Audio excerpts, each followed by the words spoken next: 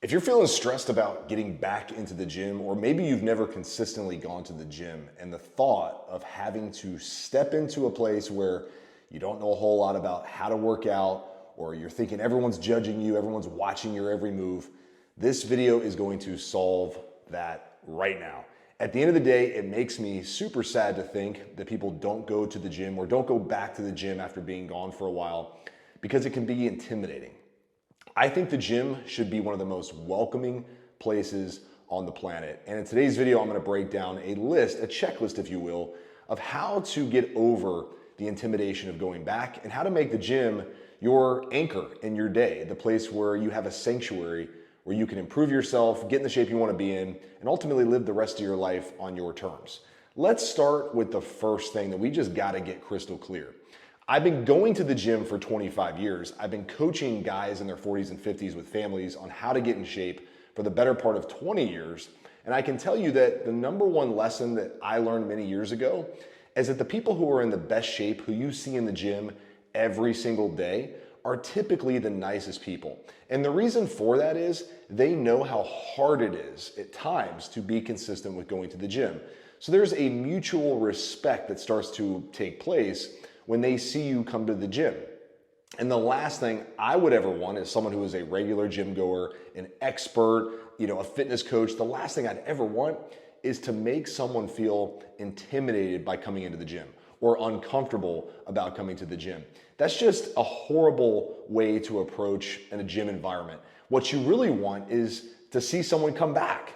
It gets me motivated when I see someone who started a month ago or 3 months ago. I see them again maybe after a couple weeks and they're in better shape. And I'm like, wow, this person's been consistent. That actually gets me fired up. That's an energy transfer that we want to see happen. So I can tell you right now, if you think there are people judging you in the gym, looking at your form, critiquing your workout program, or thinking that person's overweight, that person's out of shape, I can promise you they're not. We're all there to just better ourselves. We're not there to people watch. We're not there to judge. We're not there to criticize. We're just there to get our workout done and get on with the rest of our day. Now, if there are people there who are giving you a side eye or being rude or potentially judging you, screw those people. Do not give them any energy whatsoever. They are living a miserable existence. I can't imagine how miserable you have to be to judge someone who's coming to the gym to try to better themselves. Even if someone is doing crazy weird workouts, stuff that doesn't make any sense or their form is terrible. If the timing is right, I might help them because I don't want to step on their toes. I don't want to bother them. I don't want them to feel judged or insecure. But at the end of the day, I don't care. I'm just there to get my workout done. I'm not there to judge, or I'm not there to impress or look cool or anything like that. So just get that out of your head once and for all. And I can promise you that it's gonna make a world of a difference the next time you step foot in the gym. Now, I have a workout program here on my phone and this leads me to my next point. I know not understanding proper form can feel really frustrating. And that might hold you back from going into the gym because you're like, what the heck am I supposed to do when I'm in there? What if my form sucks? What if I hurt myself and then I have to ask for help or whatever? What if I get stuck under the bar? Or what if I get stuck under a dumbbell and I have to throw the dumbbell and it makes this like crazy loud noise and everybody looks at me, right?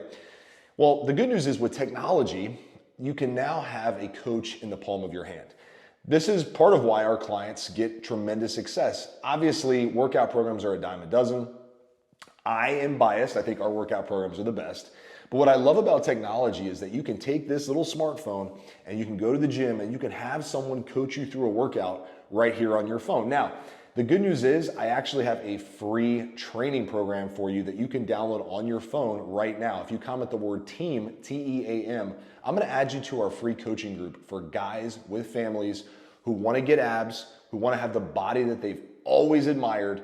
If that's you, I have a free workout program. It's 10 to 20 minute workouts, which we'll talk about why those are so important here in a minute, that you can have on your phone. So you go to the gym, watch some videos, understand how to do things, and you don't have to have the stress of like not understanding form or not understanding how to properly put a workout program in place. Thanks to technology, we now have the ability to do that without having to go hire a trainer or without having to figure it out on your own. You can now use the internet to have a guide in the palm of your hand. Super, super convenient.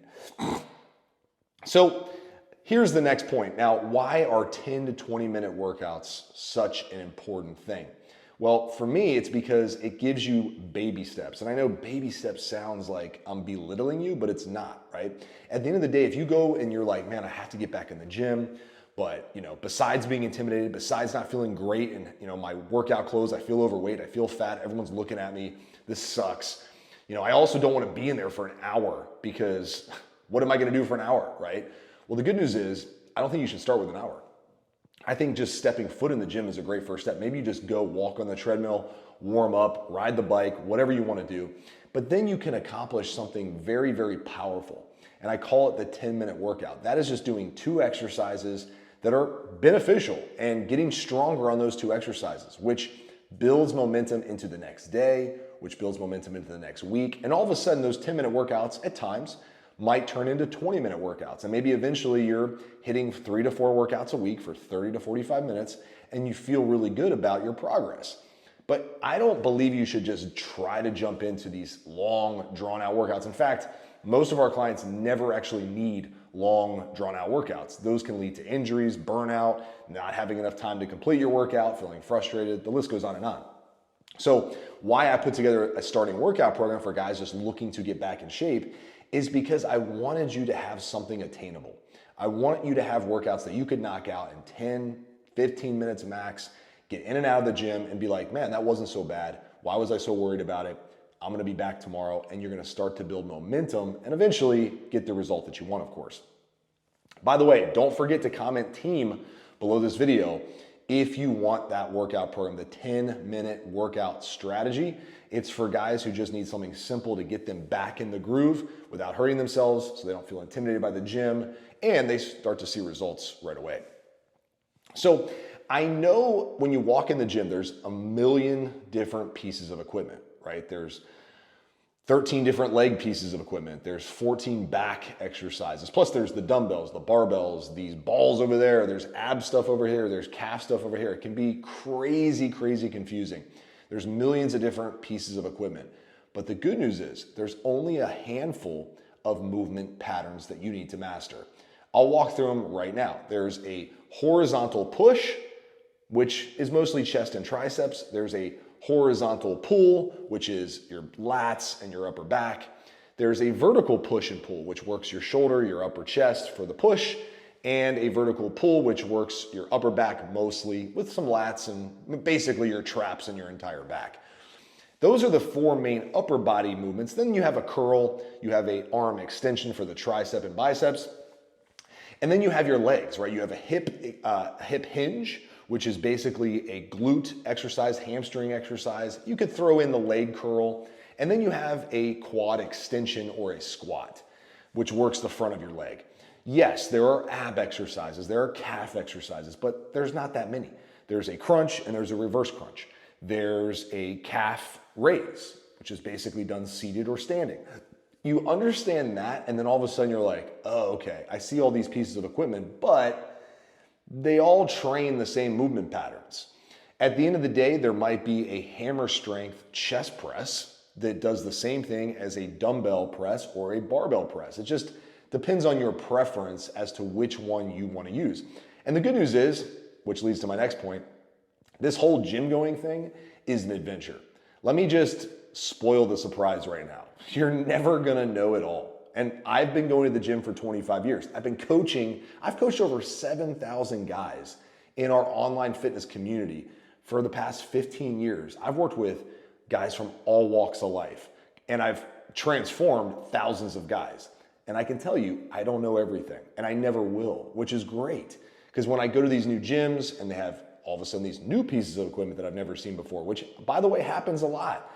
I get to try them, it's cool, it's fun, I get to learn something new, and I'm not chasing this know-it-all mentality. I know enough to get the results I want and get my clients the results they want.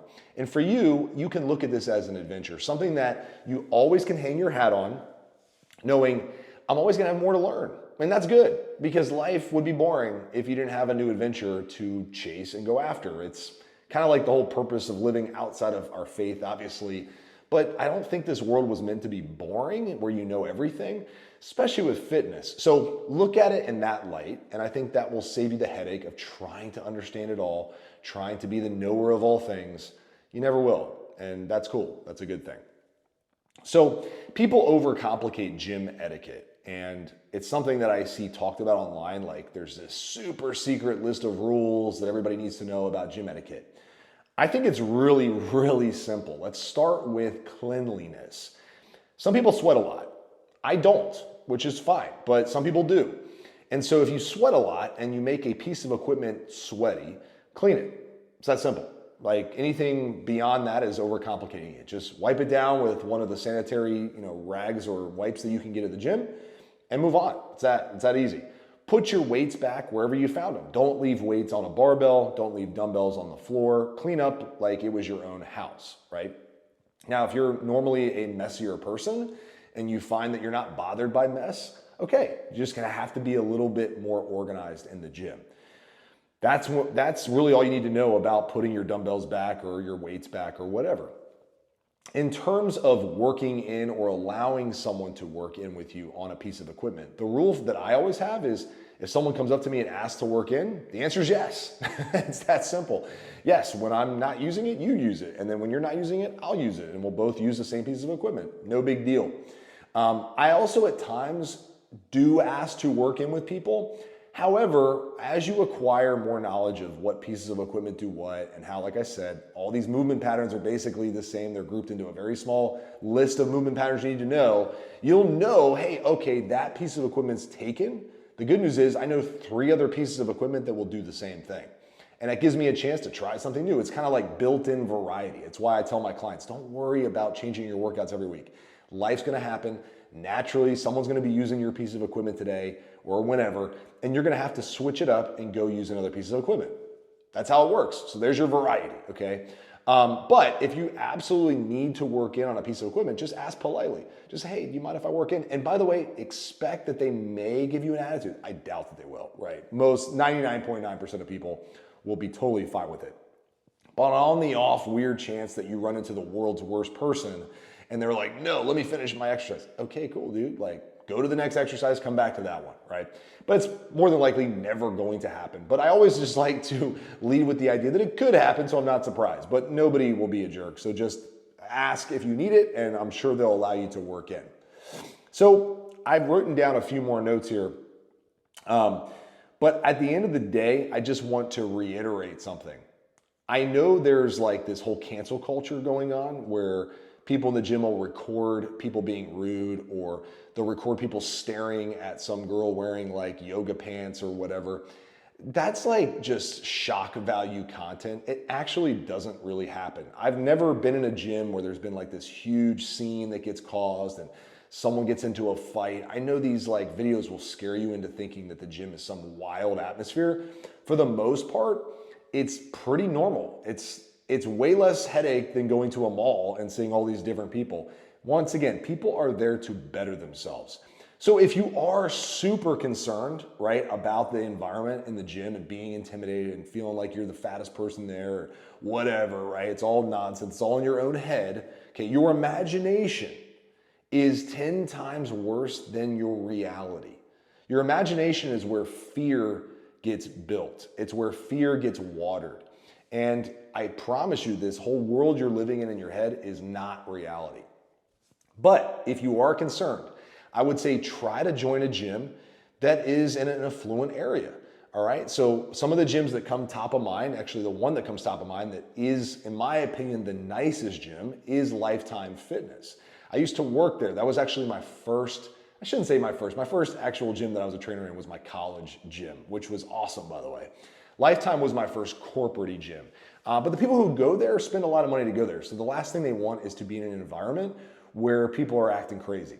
It's not to say you won't run into the random crazy person once in a blue moon, but usually you don't see a lot of that.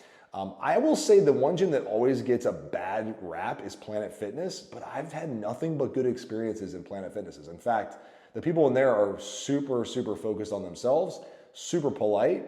And I've once again never experienced anything bad in Planet Fitness. There's obviously hardcore gyms, and this is where I wanted to mention something about hardcore gyms. Hardcore gyms get a bad rap because you see a lot of serious people in that gym, right? Who are like, in some cases, abusing anabolic steroids. They're huge, they're jacked, everybody's fake tanned up and all this stuff, right? But those are some of the nicest people in fitness. I promise you, they have been through the hell that comes with contest prep. They have probably at some point in their life been really down and out, and they use fitness to get out of that hole. I was one of those people. I used to compete in bodybuilding years and years ago. And I can tell you right now that those are some of the most helpful people when it comes to your own fitness journey. So don't shy away from the hardcore gym just because it's a hardcore gym and only serious people go there. If you're serious about making a change to how you look and feel, I would suggest exploring a gym like that. Don't get intimidated, I promise you. Once again, it's all in your head, and it can be one of the most positive experiences you've ever had. So with that being said, there are some things you need to know about training and some things you need to do to build an effective fat loss protocol if that is your goal, which is what I help guys with. 30 pounds in 90 days is what we typically do with guys who join our program. I put together a video that I think you should watch next that is going to outline a plan for you to actually build in workouts, nutrition, cardio, all the things you need to be doing to get in better shape. You should watch that one next. I'll put it on the screen here and go check that out. In the meantime, comment the word team and I'll send you a free workout program to get started, or I'll send you how to get access to it. That's all I got. Life moves fast, make it count. Go check out that video. Talk to you soon.